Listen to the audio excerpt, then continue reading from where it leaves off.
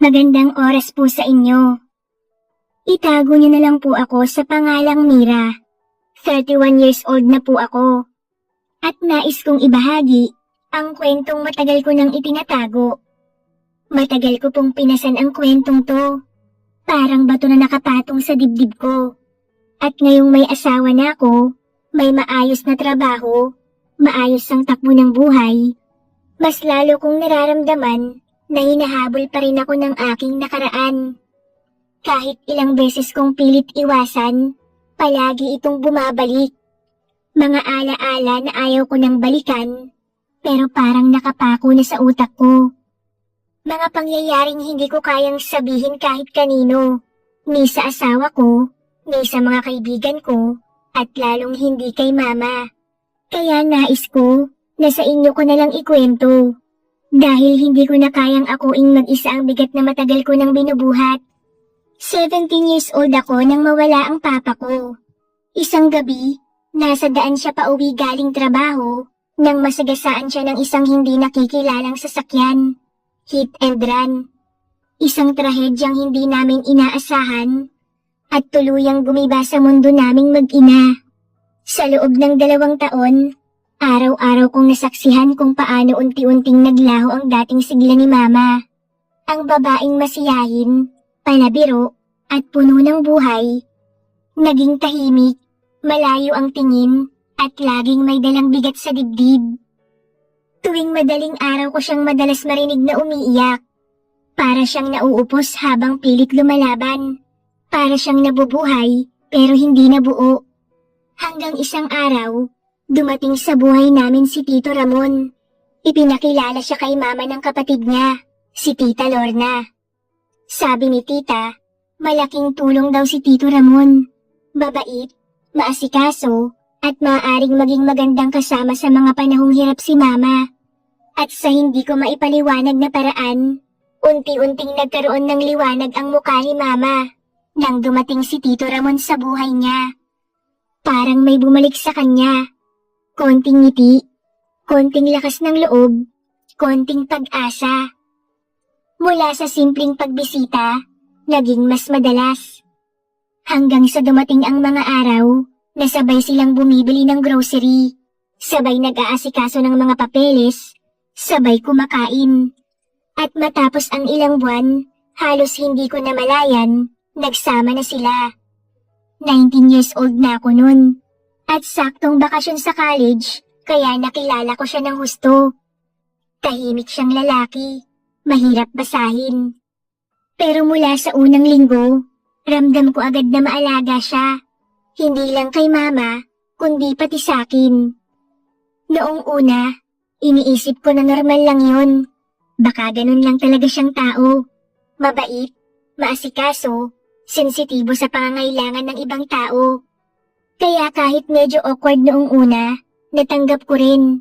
Pero habang lumilipas ang mga buwan, may napansin akong kakaiba. May mga haplos siya sa balikat ko na hindi ko alam kung aksidente o sinasadya. Yung mga simpleng paglapit niya sa likod ko kapag may inaabot. Pero ramdam ko ang init ng hininga niya sa batok ko. At ang mga mata niya, laging nakasunod sa akin. Yung tipong kahit nasa kusina ako, alam kong may mata na nakasunod sa bawat galaw ko. Minsan mahuhuli ko siyang nakatingin sa akin sa sala, sa hagdan, o kahit sa bintana. Pero sa sandaling magtatama ang mga mata namin, mabilis niya ring ibabaling ang tingin niya, na para bang may tinatago, na para bang may pinipigil. At doon nagsimulang magbago ang takbo ng buhay ko. Isang hapon, nakahiga lang ako sa kama, nag-i-scroll sa phone ko, nang marinig ko ang tawag mula sa labas ng pinto. Mira, mahinang tawag ni Tito Ramon. Po, bakit po? Sumagot ako, kahit hindi ko naman balak bumangon. Pero bago pa ako makagalaw o makapag-ayos man lang ng damit, biglang bumukas ang pinto. Wala man lang katok, wala man lang paalam. Pumasok si Tito Ramon. Napaupo ako bigla sa pagkakahiga. Ano pong kailangan niyo, Tito? Mahina akong tanong at halatang nagulat. Hindi ko maipaliwanag, pero kinakabahan talaga ako. Lalaki siya, nasa loob ng kwarto ko, at pumasok siya ng dire-diretso na para bang normal lang yun. Hindi man lang siya nagtanong kung pwede bang pumasok siya o kung gusto ko ba. At sa ilang segundo, ramdam ko ang paninikip ng dibdib ko dahil sa tensyon. Pero bago pa lumalim ang kaba ko, umupo siya sa gilid ng kama. Mahinahon, parang walang masama sa ginawa niya. Tahimik lang siya at hindi nagsasalita. Tumingin lang sa akin sandali, bago nilapag sa harap ko ang isang maliit na kahon. Para sa'yo. Nakangiting wika ni Tito Ramon. Nag-aalangan pa akong inabot yun. Pero nang mabuksan ko, napahinto ako. Isang brand new phone ang laman. Kumislap pa ang screen protector habang nakaharap sa akin. Halos hindi ako makapaniwala. Matagal na ring sira ang luma kong phone. Ilang buwan ko na ring tinitiis. Pero ni minsan, hindi ko inasahan na siya ang bibili para sa akin. Tito, para saan to? Mahina akong tanong. Ngumiti lang siya, yung tipong tipid at may ibig sabihin. Wala lang. Gusto ko lang ibigay sa'yo. Alam ko kasing kailangan mo yan. Hindi agad ako nakasagot. Hindi ko alam kung matutuwa ba ako o mas kakabahan pa. Kasi sa likod ng regalong yun, ramdam ko ang kakaibang bigat. Hindi ito simpleng pagbibigay lang. Hindi ito parang regalo ng isang normal na stepdad. May iba, parang may kapalit. Gayunpaman, bumilis ang tibok ng puso ko. Uminit ang batok ko. At parang may gumapang nakiliti sa tiyan ko na hindi ko maintindihan. Mula nang ibigay sa akin ni Tito Ramon ang phone, naging mas malambing siya. Hindi yung lantad o sobrang harap-harapan, kundi yung klase ng lambing na hindi mo agad malalaman kung simpleng pag-aalala lang ba o may mas malalim na ibig sabihin. Sa araw-araw na magkasama kami sa bahay, mabait siya. Tahimik pero mapagmasid. Maasikaso pero may limitasyon na parang sinasadya niyang hindi lumampas. Pero ramdam kong malapit na. At kahit ilang beses pa akong pinapaalalahanan ni Mama na asawa niya na si Tito at dapat ituring ko siyang pangalawang ama, hindi ko talaga kaya. Hindi lumalabas sa bibig ko ang salitang tatay o papa tuwing kaharap ko siya. Isang araw habang nag-aayos si Mama para lumabas, tinawag ako ni Tito. Mira, may gusto ka bang pasalubong? Pupunta kami ng mama mo sa mall. Tanong niya sa akin. Burger na lang po, tsaka fries siguro. Sagot ko naman, sabay tingin sa kanya. Aba, ikaw talaga mahal. Nai-spoil mo na si Mira pag ganyan ka lagi. Biro ni Mama habang tinatapik ang dibdib ni Tito. Natawa naman si Tito, pero nang tumingin siya sa akin, biglang nag-iba ang tingin niya. Yun lang ba? Baka may gusto ka pang iba. Tanong ni Tito Ramon. Okay na po yun. Sagot ko na lang. Bago sila umalis, lumapit pa si Tito Ramon sa akin. Sige, ilak mo ang pinto ha. Sabi niya, halos pabulong. Tumango lang ako at ngumiti. Si Mama naman, aliw na aliw sa aming dalawa. Parang natutuwa siya na mas nagiging close kami ni Tito. Oo nga pala Mira, huwag mong papupuntahin yung boyfriend mo dito ha, habang wala kami. Biro pa ni Mama sa akin. Napangiti naman ako ng konti. Pero nang mapatingin ako kay Tito, nakita kong biglang nawala ang ngiti niya. Parang hindi natuwa. At doon ako napaisip. Ayaw niya ba ang ideya na meron akong boyfriend? Saglit akong pumikit at pilit binabaliwala ang lahat ng nararamdaman ko. Nang umalis sila, ako na lang ang naiwan sa bahay. Pero hindi ako mapakali. Parang may init na gumapang sa balat ko. Hindi ko malaman kung galing sa hangin o galing sa utak ko. Kaya naman nagtungo ako sa aking kwarto. At sa totoo lang, hindi ko gawain ang bagay na yun. Pero hindi ko na kinaya. Pagpasok ko sa kwarto, sinara ko ang pinto at doon ko sinimulang gawin ang bagay na yun habang si Tito Ramon ang laman ng isip ko. Tahimik ang buong paligid, pero sa loob ng kwarto ko, ako lang ang maingay. Ang sariling hininga kong palalim ng palalim, pabigat ng pabigat. Pero nang idilat ko ang mga mata ko, parang may bumuhos na malamig na tubig sa buong katawan ko. Nandoon si Tito Ramon, nakatayo sa may pinto, nakatitig sa akin at hindi siya nagsasalita. Hindi rin ako nakakilos. Parang huminto ang oras sa pagitan naming dalawa. Hindi ko alam kung ilang segundo yun. Basta ang alam ko, nakatingin lang siya sa akin. Alam kong mali. Alam kong kasalanan yung ginagawa ko. Pero noong nahuli niya ako, hindi ako gumalaw. Wala akong tinakpan. Hindi ko hinanap ang kumot dahil pareho naming alam, huli na ang lahat. Nakita niya kung ano ang ginagawa ko. Nakita niya kung nasaan ang kamay ko. At ang mas nakakatakot, hindi ko siya iniwasan. Hindi ako tumalikod at hindi ako nagtago. Bakit po kayo bumalik? Mahina akong tanong kay Tito Ramon. Nakatayo pa rin siya sa pinto, parang nag-aalangan, parang nag-iipon ng hangin bago sumagot. Nakalimutan ko yung wallet ko. Maya-maya ay seryoso niyang sagot. Tumango naman ako, pero hindi pa rin ako gumalaw. Mira, maya-maya ay mahinang tawag sa akin ni Tito Ramon. Parang may humaharang sa lalamunan niya. Pasensya ka na, hindi ko sinasadya. Sabi ni Tito Ramon, halos hindi marinig. Bago siya tuluyang lumabas, tumingin muna siya sa akin, saka mahina niyang sinabi. Huwag kang mag-alala, hindi ko to sasabihin sa mama mo. Tumango lang ako sa sinabi niya. Nang maisara niya ang pinto, doon lang ako parang nagising.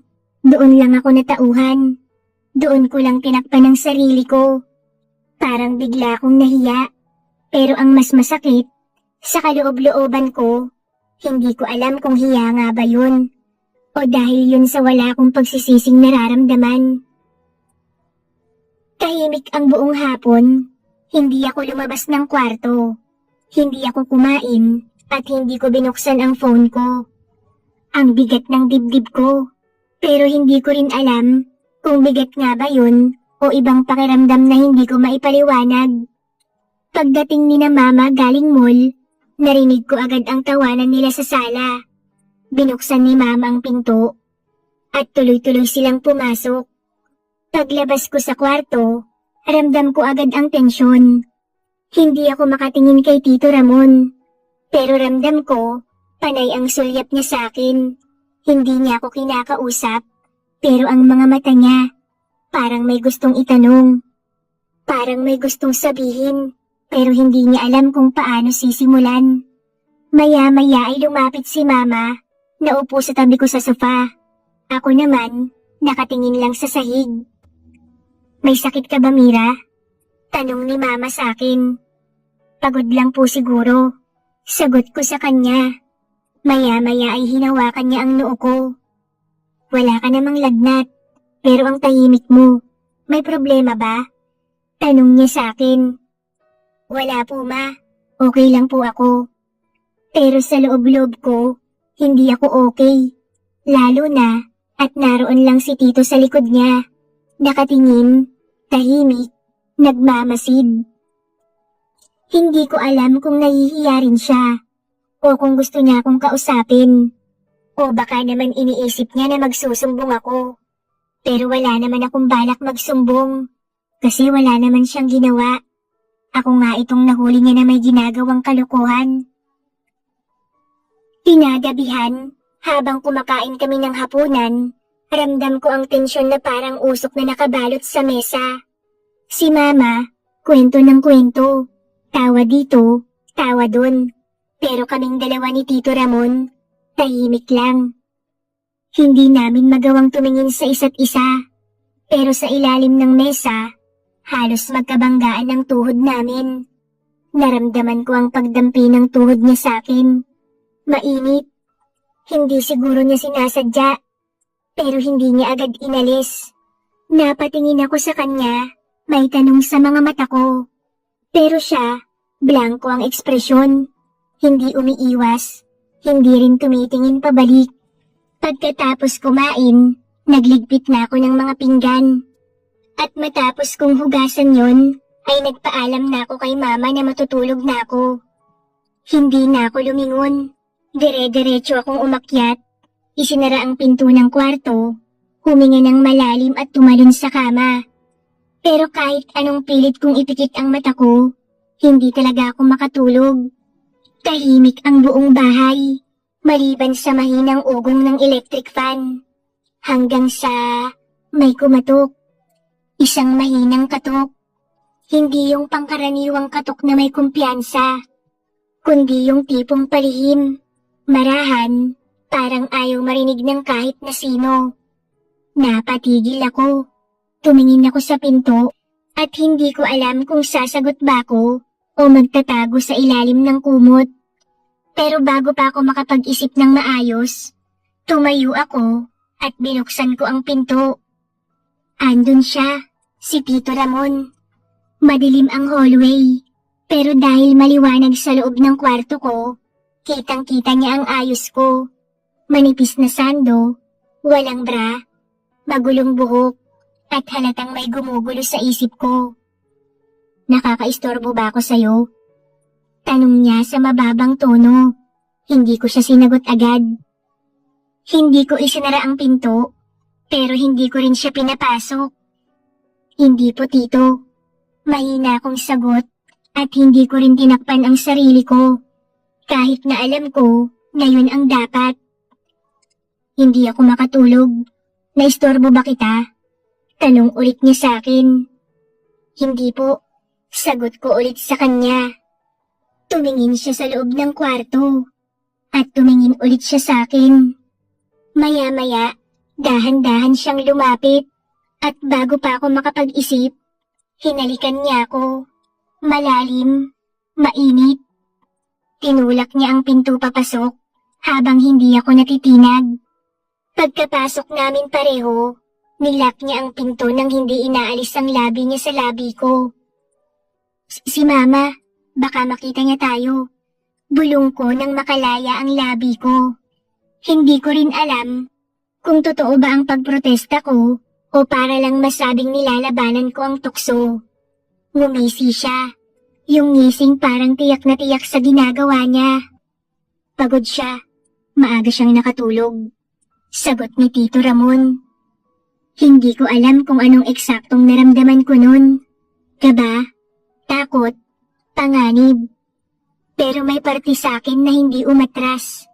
Hindi ko siya tinulak. Hindi ko tinakpan ang sarili ko. Hindi ko kinontra ang sarili kong katawan. Aaminin ko, hinayaan ko siya. At simula ng gabing yun, paulit-ulit na yung nangyayari sa amin ni Tito Ramon. Kapag wala si Mama, kapag tulog si Mama. Sa silid ko, sa kusina, minsan sa sala. Minsan kahit tanghali, hindi ko na inisip kung tama man o mali. Para akong nalulung, masama, pero hinahanap-hanap. Pero tulad ng lahat ng bagay na nagsimula sa maling paraan, darating talaga ang araw na kailangan mong huminto. Dumating ang panahon na kailangan ko nang bumalik sa Maynila para magpatuloy sa kolehiyo. Tapos na ang bakasyon, at kailangan ko nang harapin ang normal na buhay na iniwan ko. Sa una, kahit malayo ako, madalas pa rin kaming mag-usap ni Tito Ramon. Para bang wala ring nagbago kahit nasa Maynila ako. At aaminin ko, umuwi pa ako ng probinsya. Gumagawa ako ng dahilan kay Mama. Nagpapanggap na namimiss ko ang bahay. Pero ang totoo, umuwi ako para ipagpatuloy namin ni Tito Ramon ang bagay na yun. Akala ko tuloy-tuloy pa rin kami. Akala ko, ganun na talaga ang magiging takbo ng lahat. Pero ewan ko, isang araw, bigla na lang siyang nagbago. Dumalang ang pagte-text at pagtawag niya. Hanggang sa lumipas pa ang mga araw at hindi na kami nagkakausap. Nang minsan akong umuwi, Napansin ko agad na wala na ang dating sigla ng mga mata niya tuwing nagtatama ang tingin namin. Wala na yung apoy na dati halos magliyab sa pagitan naming dalawa. Parang unti-unti siyang lumayo. Parang may bumabagabag sa kanya. Parang biglang nag-iba ang ihip ng hangin at hindi ko na siya lubos makilala. At ako, hindi na ako nagtanong kung bakit. Baka mas mabuti na nga yun. Baka yun na ang dahan-dahang pagtatapos ng bagay na hindi naman dapat nagsimula. At doon ko unang naramdaman yung bigat na matagal ko nang tinatakbuhan. Doon ko naintindihan kung gaano kabigat ang ginawa ko. Kung gaano kalalim ang naging kasalanan ko kay mama. Kung gaano kagulo ang mundong pinasok ko na ako rin mismo ang pumili. Lumipas ang mga taon. Nakatapos ako ng pag-aaral at naging isang ganap na guro. Dapat ay masaya ako. Dapat ay puno ako ng pag-asa. Bagong simula, bagong buhay. Pero kahit anong ganda ng buhay na meron ako ngayon, may mabigat pa rin nakapatong sa dibdib ko. Parang anino na palaging nakasunod sa likod ko. Kahit ilang taon na ang lumipas, hindi ko maalis sa isip ko ang naging relasyon namin ni Tito Ramon. At doon nagsimula ang isa pang kabanata sa buhay ko, ang pag-aasawa. Nagpakasal ako sa isang mabuting lalaki, maamo, responsable, tapat. Walang kapalit ang pag-aalaga at pagmamahal niya sa akin. Sa tuwing ngumingiti siya, kitang-kita ko ang sincerity. At sa tuwing hinahawakan niya ang kamay ko, ramdam kong kaya niyang mahalin ang pagkatao ko. Kahit hindi ko masabi sa kanya ang buong nakaraan ko. Pero doon nagsimula ang pinakamasakit na parte. Kahit anong gawin ko, pakiramdam ko hindi ko deserve ang buhay na yun. Hindi ko deserve ang asawa ko. Hindi ko deserve ang pagmamahal niya, ang respeto niya. Kasi sa puso ko, may bahid pa rin ng kahapon. May guilt, may hiya, may takot. Sa tuwing tumitingin ako sa salamin, parang may sumisigaw. Masama kang tao, masama kang anak, masama kang babae. Sa tuwing titingnan ko ang asawa ko habang mahimbing siyang natutulog, naiiyak ako nang hindi niya alam. Kasi iniisip ko, kung alam niya ang totoo, mag-i-stay pa kaya siya? Kung nalaman niya ang nakaraan ko, mararamdaman niya pa kaya ang respeto? Karapat-dapat ba akong mahalin ng isang malinis na tao? At kahit hindi ko ginusto, nade-develop ko ang habit ng pag-iwas. Parang may distansya akong laging inilalagay sa pagitan namin. Pakiramdam ko, niloloko ko siya dahil may tinatago akong napakadilim na bahagi ng nakaraan. Si Mama, wala pa ring alam. Masaya silang dalawa ni Tito Ramon. At parang nasasakal ako tuwing kasama ko sila sa iisang upuan. Ibang level ng guilt ang bumabalot sa akin kapag nakikita kong niyayakap ni Mama si Tito Ramon. At ako, nakangiti lang, pero wasak ang konsensya. Hindi ko alam kung darating ang araw na magkakaroon ako ng tapang para ilabas ang katotohanan. O kung dapat ko ba talagang sabihin. Hindi ko alam kung tama bang ilantad ang sugat na matagal ko nang pilit tinatahi. Pero ang sigurado ako, ang bigat na yun, dala ko na habang buhay. At kahit anong pilit na paglimot, hindi ko mabubura ang katotohanan naging bahagi ng pagkatao ko, ang maling pagmamahal ko sa sarili kong stepdad. At ang pinakamalalim sa lahat, hanggang ngayon, hindi ko pa rin mapatawad ang sarili ko. At hindi ko alam kung kailan ko mararamdaman na karapat dapat akong mahalin ng buo.